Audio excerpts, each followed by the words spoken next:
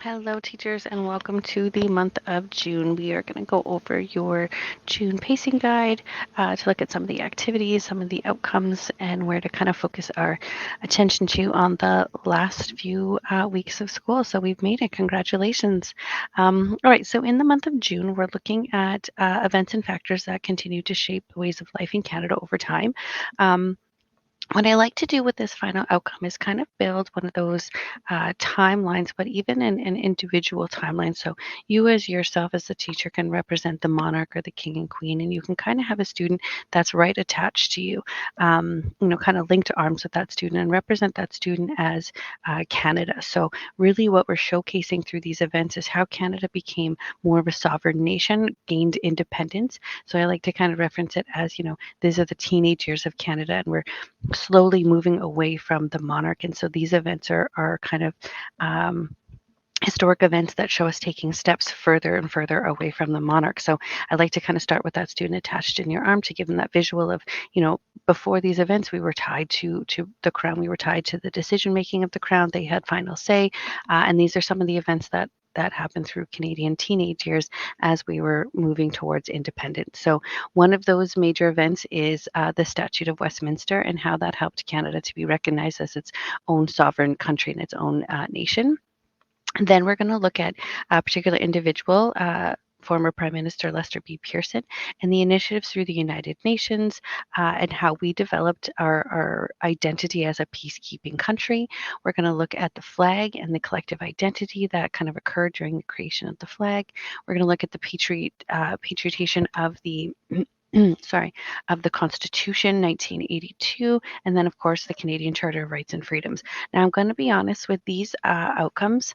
I know we're at the end of the year, so we kind of tend to just talk about them and move forward, but these are some of the cornerstone pieces that our students are going to use to take over into the sixth grade. So understanding these events in the fifth grade and bringing them into the sixth grade are truly going to help them to gain an understanding of some of the requirements when we're looking at democracies in grade 6. So it's important to go through these with detail and to make sure that students understand that this truly is Canada becoming more and more as an independent nation. So with our skills, we're really focusing on historic thinking here, understanding that we're looking at those videos, interviews, photographs, maps, looking at the actual events that are occurring. And then, of course, if you have any events that are occurring with, perhaps the federal government making decisions, provincial government making decisions at this point in time, showing how those things occur really helps to students to understand how our democracy works now. So of course, students need to know what statute is, they need to know where Westminster is, they need to understand policy, United Nations, peacekeeping, identity,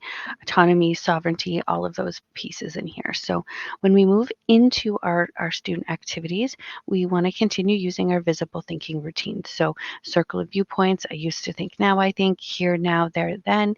And then, of course, we are starting truly to look at systems thinking here. So how do all these events play a role in the system that is Canadian government now and understanding how it shaped the Canadian identity. So using a parts, people, and interactions is a great way to truly have students understand the interactions between these events and how it impacted citizens in Canada.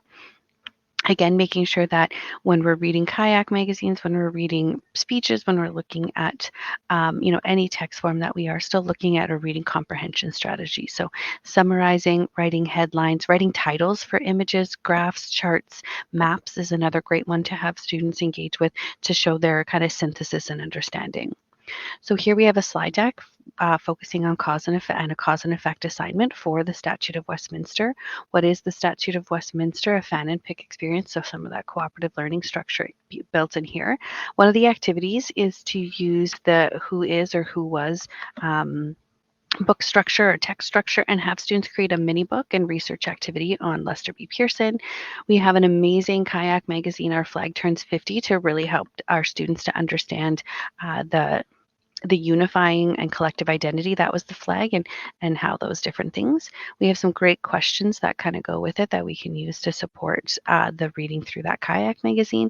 And then the introduction to the rights and freedoms. This is a larger unit in grade 6, but it's great for them to have a kind of good understanding. So using the kayak magazine rights and freedoms, there's a great image in there of the Canadian Charter, but it's a simplified version for the students to kind of go in and engage with. So some really great resources and activities for the month of June for you in here.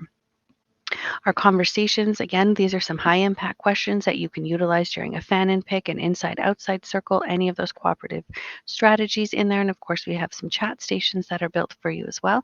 But these truly are an opportunity for you to build in some discussion protocol. And these would be some questions that our students could talk about. When we look at observations, we're evaluating and interpreting our students' ability to analyze historic information, photographs, interviews, transcripts, really looking at their ability to sequence these events, show that cause and effect for the skill of historic thinking. And then for products, we have writing assignments. We have the Who Was book by Lester B. Pearson. There's gallery walks, discussions, lots of different products you can create. In our resource collection, we have the Canadian Encyclopedia has quite an extensive library on those events that we're studying here. Most of these are in the plain English summary. So you can, again, create reading assignments from here. You can have students read the text, annotate the text, use I used to think, and now I think after reading the text, and some videos here to help support some of that historic thinking as well. And then we have Kayak Magazine. So meet our prime ministers. There's a French version here. Of course, Lester B. Pearson is in here. Our flag turns 50 and rights and freedoms. So I hope you're looking forward to looking at these kind of moments of independence for Canada. It's a great opportunity to talk about how we've grown as a country and how we continue to grow. So bring in those current events, bring in those changes that we have, talk about the monarchy and the the various level of control and power the monarchy has had in the past versus now. That's a great opportunity to talk about those. As always, if you have questions, comments, you need some support with planning, you'd like me to come out and model with you, we can look at some of these outcomes, we can talk about the history. I'm happy to support you in your classroom or with your planning time on preps before, after school. Please just reach out to samantha.davidson@ecsd.net, or you can always Teams me. I'm available there as well. I'm so looking forward to working with you again next year with the curriculum.